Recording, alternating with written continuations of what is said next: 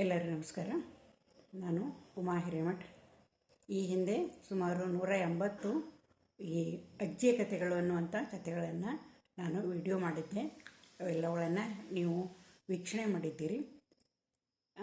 ಒಂದಿಷ್ಟು ವೈಯಕ್ತಿಕ ಕೆಲಸಗಳಿರೋದರಿಂದ ನಾನು ಅದನ್ನು ನಿಲ್ಲಿಸಿದ್ದೆ. ಅನೇಕ ಜನರು ನನಗೆ ಫೋನ್ ಮಾಡಿ, ನನ್ನ ಸ್ಟೂಡೆಂಟ್ಸ್ ಅದೆಲ್ಲ ನನಗೆ ಫೋನ್ ಮಾಡಿ ಕಥೆಯನ್ನು ಯಾಕೆ ನಿಲ್ಲಿಸಿದ್ರಿ, ಮತ್ತೆ ಪ್ರಾರಂಭ ಮಾಡಿರಿ ಅಂತಂದು ಹೇಳಿ ಒತ್ತಾಯ ಮಾಡಕತ್ತರು. ಮತ್ತು ನನಗೆ ತಿಳಿದಂಥ ಕಥೆಗಳನ್ನು ನಿಮ್ಮ ಮುಂದೆ ಇಡಬೇಕು ಅಂತ ಹೇಳಿ ಈಗ ಮತ್ತೆ ನಾನು ಪ್ರಾರಂಭ ಮಾಡಿದ್ದೇನೆ. ಈಗ ನಾನು ಹೇಳುತ್ತಿರುವಂಥ ಕಥೆ ಉಜ್ಜಯಿನಿಯ ಅರಸು ವಿಕ್ರಮಾದಿತ್ಯನ ಕಥೆ. ಈ ವಿಕ್ರಮಾದಿತ್ಯ ಅಂತಂದ್ರೆ ಯಾರು ಅನ್ನುವಂಥದ್ದು ಒಂದೊಂದ್ಸಲ ಪ್ರಶ್ನೆ ಬರ್ತೈತಿ. ಯಾಕಂದ್ರೆ ಎರಡನೇ ಪುಲಿಕೇಶಿ, ಚಾಲುಕ್ಯ ವಂಶದ ಎರಡನೇ ಪುಲಿಕೇಶಿ ಸದಾ ತನ್ನನ್ನು ತಾನು ವಿಕ್ರಮಾದಿತ್ಯ ಅಂತಂದು ಹೇಳಿ ಹೇಳ್ಕೊಂಡಿದ್ದಾನೆ. ನಾನೀಗ ಹೇಳ್ತಾ ಇರೋದು ಉಜ್ಜಯಿನಿಯ ಅರಸು ವಿಕ್ರಮಾದಿತ್ಯನ ಕತೆ. ವಿಕ್ರಮಾದಿತ್ಯ ಅಂದ ಕೂಡಲೇ ಅವನ ಜೊತೆಗೆ ಬರುವಂಥ ಹೆಸರು ಬೇತಾಳಂದು. ಭಾಳ ಮಂದಿ ಗೊತ್ತಿರಬೇಕು ವಿಕ್ರಮ್ ಬೇತಾಳನ ಕತೆಗಳು. ನಾವೆಲ್ಲ ಚಿಕ್ಕವರಿದ್ದಾಗ ಚಂದಮಾಮದಲ್ಲಿ ಆ ಕತೆಗಳನ್ನು ಓದುತ್ತಾ ಇದ್ವಿ. ಈಗಲೂ ಕೂಡ ಸಾಕಷ್ಟು ಪುಸ್ತಕಗಳು ಬರ್ತಾವೆ ಬೇತಾಳನ ಕತೆಗಳು. ಆ ನಂತರ ಅಷ್ಟೇ ಅಲ್ಲದ ಈ ವಿಕ್ರಮಾದಿತ್ಯ ಯಾರಾದರೂ ಶನಿವಾರ ದಿನ ಶನಿ ಮಹಾತ್ಮೆಯನ್ನು ಓದೋರಿದ್ರಿ ಅಂತಂದ್ರೆ 7.5 ವರ್ಷಗಳವರೆಗೆ ಅತ್ಯಂತ ಪರಿಪರಿಯಾಗಿ ಕಾಡಿದಂತಹ ಶನಿದೇವನ ಕಾಟವನ್ನು ಸಹಿಸಿಕೊಂಡಂಥವನು ಮತ್ತು ಅವನ ಆರಾಧನೆಯನ್ನು ಮಾಡಿ ಅವನು ಒಲಿಸ್ಕೊಂಡಂಥವನು ಇದೇ ವಿಕ್ರಮಾದಿತ್ಯ. 7.5 ವರ್ಷ ಅವನಿಗೆ ಶಿಕ್ಷೆಯನ್ನೇನು ಕೊಡ್ಕೊಂತ ಬರ್ತಾನಲ್ಲ ಶನಿದೇವ, ಅವನು ಕೂಡ ಇದೇ ವಿಕ್ರಮಾದಿತ್ಯನ ಉಜ್ಜಯಿನಿಯ ಅರಸು. ಅರೆ ಇವನ ಕಥೆಯನ್ನು ನಾನು ಹೇಳ್ತಾ ಇದ್ದೇನೆ. ಇವನ ಬಗ್ಗೆ ಹೆಚ್ಚಿನ ವಿವರಗಳು ಸಿಗೋದಿಲ್ಲ. ನಾನು ಬಹಳಷ್ಟು ಪುಸ್ತಕಗಳನ್ನು ನೋಡಿದೆ, ಬಹಳಷ್ಟು ವಿಡಿಯೋಗಳನ್ನು ನಾನು ಏನಂತ ನೋಡ್ಕೊತ ಬಂದೆ. ಹೆಚ್ಚಿನ ಮಾಹಿತಿಗಳು ಲಭ್ಯ ಆಗೋದಿಲ್ಲ. ಅದಕ್ಕಾಗಿ ನಾನು ಏನು ಮಾಡಿದೆ ಅಂದರೆ ನಾನು ಕಲೆ ಹಾಕಿದಂಥ ಎಲ್ಲ ಮಾಹಿತಿಗಳನ್ನು ನಿಮ್ಮ ಮುಂದೆ ಇಡೋದಕ್ಕೆ ನಾನು ಪ್ರಯತ್ನ ಮಾಡಕತ್ತೇನೆ. ಈ ವಿಕ್ರಮಾದಿತ್ಯನಿಗೆ ಇವನು ಈ ಕ್ಷಿಪ್ರಾ ನದಿಯ ದಂಡೆಯ ಮೇಲಿರುವಂಥ ಉಜ್ಜಯಿನಿ ನಗರ, ಅಲ್ಲಿಯ ಅರಸು ಈ ವಿಕ್ರಮಾದಿತ್ಯ. ಈ ವಿಕ್ರಮಾದಿತ್ಯನ ತಂದೆ ಗಂಧರ್ವಸೇನ ಅಂತೇಳಿ. ಈ ಗಂಧರ್ವಸೇನ ಒಳ್ಳೆಯ ಆಡಳಿತಗಾರನಾಗಿದ್ದ, ಶೂರ ಇದ್ದ, ಪರಾಕ್ರಮಿಯಾಗಿದ್ದ. ಇವನು 4 ವರ್ಣದ ಒಬ್ಬೊಬ್ಬ ಸ್ತ್ರೀಯನ್ನು ಮದುವೆಯಾಗಿದ್ದ.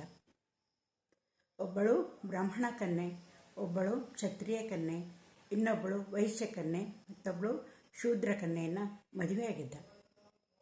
4 ಜನಕ್ಕೆ ಮಕ್ಕಳು ಕೂಡ ಆಗಿದ್ದರು. ಮೊದಲನೇ ಹೆಂಡತಿ ಅಂದರೆ ಬ್ರಾಹ್ಮಣಿಯ ಮಗ ಶಂಖನಿಗೆ ಏನಂತಂದ್ರೆ ಈ ಗಂಧರ್ವಸೇನ ಮರಣದ ನಂತರ ಪಟ್ಟಗಟ್ಟುತ್ತಾರೆ. ಪಟ್ಟಗಟ್ಟಿದ ಮೇಲೆ ಆತ ಬಹಳ ದುರಾಡಳಿತವನ್ನು ನೀಡ್ತಾನೆ, ಜನರಿಗೆ ಪರಿಪರಿಯಾಗಿ ಹಿಂಸೆಯನ್ನು ಕೊಡ್ತಾನೆ, ಬಹಳ ವಿಲಾಸ ಭೋಗದೊಳಗನ ಹೋಗ್ಬಿಡ್ತಾನೆ. ಹೀಗಾಗಿ ಆಮೇಲೆ ಏನು ಮಾಡ್ತಾನೆ ಅಂತಂದ್ರೆ ಆತನಿಗೆ ರಾಜ್ಯಾಡಳಿತದಲ್ಲಿ ಎಳ್ಳಷ್ಟು ಆಸಕ್ತಿ ಅನ್ನೋದು ಇರುವುದಿಲ್ಲ. ಅದಕ್ಕಾಗಿ ಅವನು ಏನು ಮಾಡ್ತಾನಂತಂದ್ರೆ ನನಗಿದು ರಾಜ್ಯಾಡಳಿತ ಬೇಡ ಅಂತ ಹೇಳಿ ಅದನ್ನು ಬಿಟ್ಟುಕೊಟ್ಟು ತಾನು ಹೋಗಿಬಿಡ್ತಾನೆ, ದೇಶಾಂತರ ಹೋಗ್ಬಿಡ್ತಾನೆ. ಆಗ ಎರಡನೇ ಹೆಂಡತಿ, ಗಂಧರ್ವಸೇನನ ಎರಡನೇ ಹೆಂಡತಿ, ಕ್ಷತ್ರಿಯ ಹೆಂಡತಿ ಏನಿರ್ತಾಳ ಅವಳ ಮೊದಲನೇ ಮಗ ಭಾರ್ತೃಹರಿ, ಅವನ ತಮ್ಮನೇ ವಿಕ್ರಮಾದಿತ್ಯ. ಆ ಭಾರ್ತೃಹರಿಗೆ ಏನಂತಂದ್ರೆ ಪಟ್ಟಾಭಿಷೇಕವನ್ನು ಮಾಡ್ತಾರೆ. ಆತ ಕೂಡ ಒಳ್ಳೆಯ ಆಡಳಿತಗಾರ, ಪ್ರಜೆಗಳನ್ನು ಅತ್ಯಂತ ಪ್ರೀತಿಯಿಂದ ಕಾಣ್ತಾ ಇರ್ತಾನೆ, ಅತ್ಯಂತ ಶೂರನಾಗಿರ್ತಾನೆ, ಪರಾಕ್ರಮಿಯಾಗಿರ್ತಾನೆ. ಅವನಿಗೆ ಏನಂತಂದ್ರೆ 3 ಜನ ಹೆಂಡತಿಯರು. ಭ್ರಾತೃಹರಿಗೆ 3 ಜನ ಹೆಂಡತಿಯರು. ಕೊನೆಯ ಹೆಂಡತಿ ಅಂದರೆ 3ನೇ ಹೆಂಡತಿ ಪಿಂಗಳಾದೇವಿ, ಅವಳು ಬಹಳ ಸ್ಪೃದ್ರೂಪಿಯಾಗಿರ್ತಾಳೆ. ಅಪ್ಸರೆಯನ್ನು ನಾಚಿಸುವಂಥ ಚಲುವು ಅವಳದು. ಹೀಗಾಗಿ ರಾಜ ಭಾರ್ತೃಹರಿ ಏನು ಮಾಡ್ತಾನಂತಂದ್ರೆ ಅವಳನ್ನು ಅತಿಯಾಗಿ ಪ್ರೀತಿ ಮಾಡ್ತಾ ಇರ್ತಾನೆ. ತನ್ನ ಜೀವಕ್ಕಿಂತಲೂ ಹೆಚ್ಚಿನ ಪ್ರೀತಿಯನ್ನು ಅವಳ ಮೇಲೆ ಹೊಂದಿರ್ತಾನ. ಒಂದು ಸಲ ಏನಾಗ್ತೈತಿ ಅಂತಂದ್ರೆ ಈ ಸಭೆ ನಡೆದಿರ್ತೈತಿ. ಆ ಹೊತ್ತಿನೊಳಗೆ ಒಬ್ಬ ಮುನಿ ಇದ್ದವ ಅಲ್ಲಿ ಬರ್ತಾನೆ, ಆ ಸಭೆಗೆ ಬರ್ತಾನೆ. ಸಭೆಗೆ ಬಂದು ಏನು ಮಾಡ್ತಾನಂತಂದ್ರೆ ಅವ ಒಂದು ಹಣ್ಣನ್ನು ಆ ರಾಜನಿಗೆ ಕೊಡ್ತಾನೆ. ರಾಜನಿಗೆ ಕೊಟ್ಟು ಅವ್ನು ಹೇಳ್ತಾನೆ, ಮಹಾರಾಜ, ಇದು ಅತ್ಯಂತ ವಿಶೇಷವಾದಂಥ ಹಣ್ಣು. ಈ ಹಣ್ಣನ್ನು ಸೇವಿಸಿದ್ರೆ ಅವರಿಗೆ ಏನಂದ್ರೆ ಚಿರಕಾಲ ಯೌವನ ಭರಿತರಾಗಿರ್ತಾರೆ. ಅವರು ಮುಪ್ಪನ್ನೋದು ಅವ್ರಿಗೆ ಬರುವುದಿಲ್ಲ. ಈಗ ನೀವು ಯಾವ ರೀತಿ ಇದ್ದೀರಿ ಅದೇ ರೀತಿ ನೀವು ಎಷ್ಟೋ ವರ್ಷಗಳಾದರೂ ಇದೇ ರೀತಿಯನ್ನು ಚಿರಕಾಲ ಯೌವನ ಭರಿತರಾಗಿರ್ತಾರೆ. ಆದ್ದರಿಂದ ಈ ಹಣ್ಣನ್ನು ಕೊಡುವುದಕ್ಕೆ ಯೋಗ್ಯ ವ್ಯಕ್ತಿ ನೀವೇ. ಪ್ರಜೆಗಳನ್ನು ಮಕ್ಕಳಂತೆ ನೋಡಿಕೊಳ್ಳುವಂಥ ನಿಮಗೆ ಇದು ಸಲ್ಲಬೇಕು ಅಂತಂದು ಹೇಳಿ ನಾನು ನಿಮಗೆ ಕೊಡಕ್ಕೆ ಬಂದೇನೆ ಅಂತಂದು ಹೇಳಿ ಆತ ಹಣ್ಣನ್ನು ಭ್ರಾತೃಹರಿಗೆ ಕೊಡ್ತಾನೆ. ಭ್ರಾತೃಹರಿ ಏನು ಮಾಡ್ತಾನೆ ಅಂತಂದ್ರೆ ಆ ಹಣ್ಣನ್ನು ತೆಗೆದುಕೊಳ್ತಾನೆ. ತೆಗೆದುಕೊಂಡ ಮೇಲೆ ಸಭೆ ಮುಗಿದ ನಂತರ ಆ ಹಣ್ಣನ್ನು ತಿನ್ನಬೇಕು ಅಂತ ಹೇಳಿ ತಗೋತಾನೆ. ಆವಾಗ ಅವನಿಗೆ ತನ್ನ ಹೆಂಡತಿ ನೆನಪಾಕಿದ್ದು, ಪಿಂಗಳಾದೇವಿದು. ನಾ ತಿನ್ನುವುದಕ್ಕಿಂತ ನನ್ನ ಹೆಂಡತಿ ಸ್ಫುರದ್ರೂಪಿ ಅಂತ ಹೆಂಡತಿಗೆ ಕೊಡಬೇಕಿದೆ. ನಾನು ಆಕೆ ಯಾವಾಗಲೂ ಸೌಂದರ್ಯವತಿಯಾಗಿರಬೇಕು, ಚಿರಯೌವನೆಯಾಗಿ ಇರಬೇಕು. ಅದಕ್ಕೆ ಆ ಹಣ್ಣನ್ನು ಅವಳಿಗೆ ಕೊಡಬೇಕು, ಅವಳಿಗೆ ಮುಪ್ಪನ್ನೋದು ಆವರಿಸಲೇಬಾರದು ಅನ್ನುವಂಥ ಒಂದು ಪ್ರೀತಿಯಿಂದ ಅವನು ಏನು ಮಾಡ್ತಾನೆ ಅಂತಂದ್ರೆ ಅವಳ ಅಂತಃಪುರಕ್ಕೆ ಹೋಗ್ತಾನೆ. ಆ ಫಲವನ್ನು ಪಿಂಗಳಾದೇವಿಗೆ ಕೊಡ್ತಾನೆ. ಅದರ ಮಹತ್ವವನ್ನು ಹೇಳ್ತಾನೆ. ಪಿಂಗಳಾದೇವಿಯ ಹಣ್ಣನ್ನು ತಗೊಂಡು ಇಡ್ತಾಳೆ. ಮಹಾರಾಜ ಹೋದ ಮೇಲೆ ಆ ಪಿಂಗಳಾದೇವಿ ಏನಂತಂದ್ರೆ ಒಬ್ಬ ರಾಜ್ಯ ಭಟನನ್ನು ಅತ್ಯಂತ ಪ್ರೀತಿ ಮಾಡ್ತಾ ಇರ್ತಾಳೆ. ಅದಕ್ಕೆ ಅಕ್ಕಿ ಏನು ಮಾಡ್ತಾಳೆ ಅಂತಂದ್ರೆ ಆ ರಾಜಭಟನನ್ನು ಕರೆದು ಆ ಹಣ್ಣನ್ನು ಆತನಿಗೆ ಕೊಡ್ತಾಳೆ. ಇದು ಅತ್ಯಂತ ಮಹತ್ವವಾದಂಥ ಹಣ್ಣು. ಇದನ್ನು ತಿಂದ್ರೆ ಯೌವನ ಭರಿತರಾಗಿರ್ತಾರೆ, ಮುಪ್ಪ ಬರುವುದಿಲ್ಲ ಅಂತ ಅವ್ರಿಗೆ. ಒಬ್ಬ ಮಹಾನ್ ಮುನಿಗಳು ಕೊಟ್ಟು ಹೋಗ್ಯಾರ, ಅದಕ್ಕೆ ನಿನಗೆ ಕೊಡ್ತೇನೆ ಇದನ್ನ ಅಂಥೇಳಿ ಆತನಿಗೆ ಕೊಡ್ತಾಳಕ್ಕೆ. ಕೊಟ್ಟ ಕೂಡಲೇ ಏನಾಗ್ತೈತಿ ಅಂದ್ರೆ ಅವ ಅದನ್ನು ತೊಗೊಂಡು ಹೋಗ್ತಾನೆ. ಅವ ಒಬ್ಬ ವೇಶ್ಯೆಯನ್ನು ಪ್ರೀತಿ ಮಾಡ್ತಾ ಇರ್ತಾನೆ. ಆ ನಗರದ ಅತ್ಯಂತ ಪ್ರಸಿದ್ಧಳಾದಂಥ ವೇಶ್ಯೆಯನ್ನು ಆತ ಪ್ರೀತಿ ಮಾಡ್ತಿರ್ತಾನೆ, ಬಹಳ ಪ್ರೀತಿ ಮಾಡ್ತಿರ್ತಾನೆ. ಅವಾಗ ಇವಾಗ ಅವಳ ಹತ್ತಿರ ಹೋಗಿ ಬರ್ತಿರ್ತಾನೆ. ಅವ ಏನು ಮಾಡ್ತಾನೆ ಅಂತಂದ್ರೆ ಈ ವೇಶ್ಯೆಗೆ ನಾ ಈ ಹಣ್ಣನ್ನು ಕೊಡಬೇಕು, ಆಕೆ ಯಾವಾಗಲೂ ಇದೇ ರೀತಿ ಚಲುವನ್ನು ಹೊಂದಿದವಳಾಗಿರಬೇಕು ಅಂತಂದು ಹೇಳಿ ಅವ ಏನು ಮಾಡ್ತಾನೆ ಅಂದ್ರೆ ಹೋಗಿ ಆ ವೇಶ್ಯೆಗೆ ಹಣ್ಣನ್ನು ಕೊಡ್ತಾನೆ. ಅದರ ಮಹತ್ವವನ್ನು ಹೇಳ್ತಾನೆ. ಆಗ ವೇಶ್ಯೆ ಇದ್ದಕ್ಕೆ ಏನಂತಂದ್ರೆ ವಿಚಾರ ಮಾಡ್ತಾಳೆ, ಈ ಎಷ್ಟು ವರ್ಷ ಅಂತೇಳಿ ಈ ಪಾಪದ ಜೀವನವನ್ನು ನಾನು ನಡೆಸಬೇಕು. ಯಾಕಂದ್ರೆ ಈ ವೇಶ್ಯಾವೃತ್ತಿಯನ್ನು ಮನಸ್ಸ ಯಾರೂ ನಡೆಸೋದಿಲ್ಲ. ಏನೋ ಪರಿಸ್ಥಿತಿ ಒತ್ತಡದಿಂದ ಅಥವಾ ಒತ್ತಾಯದಿಂದ ನಡೆಸ್ತಾ ಇರ್ತಾರೆ. ಅವಳಿಗೆ ಆ ಜೀವನ ಸ್ವಲ್ಪನೂ ಇಷ್ಟ ಇರುವುದಿಲ್ಲ. ಅದಕ್ಕೆ ಇಂಥ ಪಾಪದ ಜೀವನವನ್ನು ನಾನು ಎಷ್ಟು ವರ್ಷ ಅಂತ ನಡೆಸಲಿ? ಈ ಹಣ್ಣನ್ನು ತಿಂದು ನಾ ಚಿರಯೌವನೆಯಾಗಿ ಯಾವ ಸುಖವನ್ನು ನಾನು ಪಡೀಲಿ? ಅದಕ್ಕೆ ಇದು ಬೇಡ, ನನಗೆ ಬೇಡ, ಈ ಹಣ್ಣು ನನಗೆ ಬೇಡ. ಈ ಹಣ್ಣನ್ನು ಹೊಂದುವುದಕ್ಕೆ, ಹಣ್ಣನ್ನು ತಿನ್ನುವುದಕ್ಕೆ ಯೋಗ್ಯರಾದಂಥ ವ್ಯಕ್ತಿ ಅಂತಂದರೆ ಈ ದೇಶದ ರಾಜ ಭ್ರಾತೃಹರಿ. ಮಕ್ಕಳನ್ನು ಎಷ್ಟೊಂದು ಪ್ರೀತಿ ವಾತ್ಸಲ್ಯದಿಂದ ನೋಡ್ತಾನೆ. ನಮ್ಮ ರಾಜ್ಯ ಎಷ್ಟು ಸಂಪದ್ಭರಿತವಾಗೈತಿ ಅಂತಂದು ಹೇಳಿ ಆಕೆ ಏನು ಮಾಡ್ತಾಳೆ ಅಂತಂದ್ರೆ ಆ ಹಣ್ಣನ್ನು ತೆಗೆದುಕೊಂಡು ರಾಜ್ಯಸಭೆಗೆ ಬರ್ತಾಳೆ. ಸಭೆ ನಡೆದಿರ್ತೈತಿ, ರಾಜ್ಯಸಭೆಗೆ ಬರ್ತಾಳೆ. ಬಂದು ಮಹಾರಾಜ, ಇದೊಂದು ಹಣ್ಣನ್ನು ನಾನು ನಿಮಗೆ ಕೊಡಬೇಕು ಅಂತಂದು ಹೇಳಿ ಬಂದೇನಿ. ಅತ್ಯಂತ ಅಮೂಲ್ಯವಾದಂಥ ಹಣ್ಣೈತಿ, ಇದಕ್ಕೆ ಮುಪ್ಪ ಬರೋದಿಲ್ಲ ಅಂತ, ಚಿರಯೌವನರಾಗಿರ್ತಾರಂತ.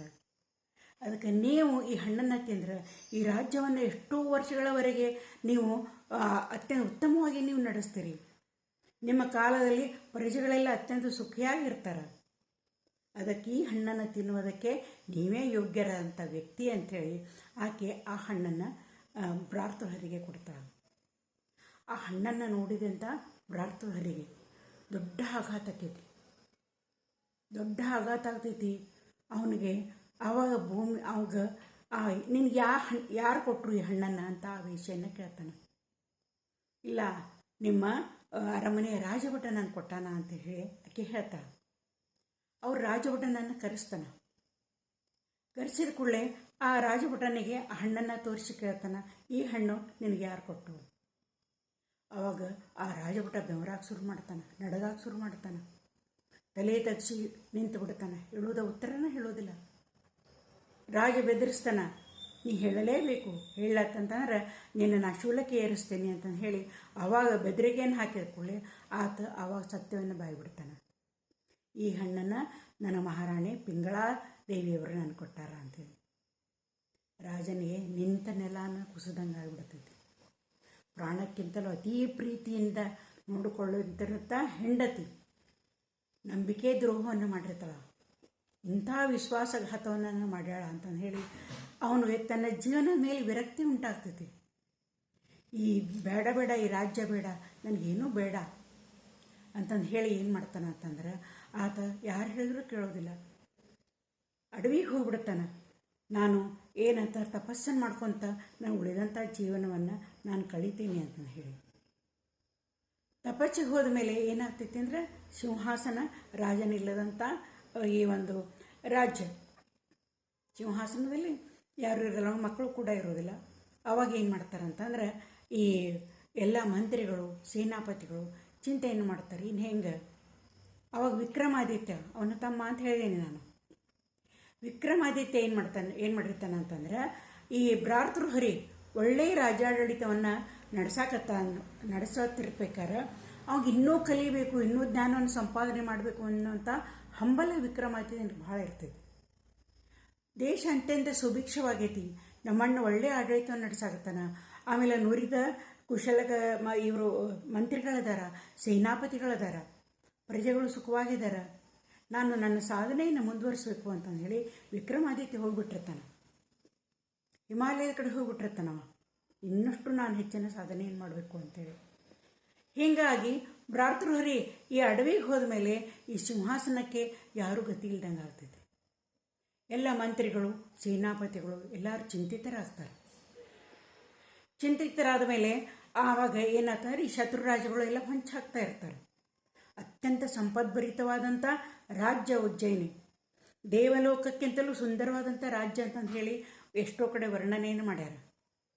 ದೇವಲೋಕಕ್ಕಿಂತಲೂ ಸಂಪದ್ಭರಿತವಾದಂಥ ರಾಜ್ಯ ಅಂತೇಳಿ. ಹಂಗಾರೆ ಈ ಎಲ್ಲ ಮಂತ್ರಿಗಳು ಎಲ್ಲರೂ ಕೂಡಿ ವಿಕ್ರಮಾದಿತ್ಯನನ್ನು ಯಾವ ರೀತಿ ಕರೆಸಿದರು, ಆನಂತರ ವಿಕ್ರಮಾದಿತ್ಯ ಆ ರಾಜ್ಯಾಡಳಿತವನ್ನು ಹೇಗೆ ವಹಿಸ್ಕೊಂಡ, ಅವು ಯಾವ ರೀತಿಯಾದಂಥ ಆಡಳಿತವನ್ನು ಕೊಟ್ಟ ಅಂತ ಮುಂದಿನ ವಿಡಿಯೋದೊಳಗೆ ನಾನು ಹೇಳ್ತೇನೆ.